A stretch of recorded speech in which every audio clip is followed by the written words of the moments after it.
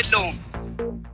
የጎንደርን የፋኖ እንቅስቃሴ ወሎ ላይ እንዳለው እንቅስቃሴ አድርገህ የምታስብ ወሎዬ ካለ ለየቅል ነው አይደለም፣ የተለያየ ነው። ሙስሊሙ ለቋልቋል። ጎንደር ለሙስሊሙ አማራ ከወለጋም በላይ ሆኗል።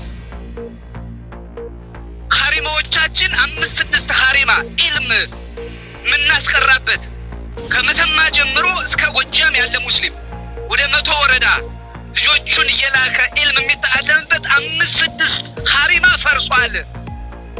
ከ2000 ባውራ የወረህመኑ ሰዎች እንፍራዝ አካባቢ የሚኖሩ ወደ ወልቃይት ከቀያቸው በግፍ ተፈናቅለው ወደ ወልቃይት ቦታ መያዣ ሰፈራ ብለው ወስደዋቸዋል። በጉልበት ከፍቶቻቸውን፣ እርሾቻቸውን፣ የንብቀፎቻቸውን፣ ፍየሎቻቸውን፣ አዝመራውን እንዳለ ተወርሰው ብትመጡ ከዚህ ቀዬ በግንባራችሁ ነው ጥይት የምንለክባችሁ ተብሎ በማን በአካባቢው ማህበረሰብ ብልጽግና ነው እንዳትለይ። ብልጽግና ወርዶ እርሻውን እያረሰው አይደለም። የነዛን ሰዎች አሁን ላይ መሻይኾች የጎንደር ባለ ሀብት ሙስሊም ሊላህ ብሎ ነው በቤታቸው አመት ሊሞላቸው ነው። ከጎንደር ሙስሊም ባለ ሀብት ጥላቻ እንዴት ነው እንደዚህ በቃ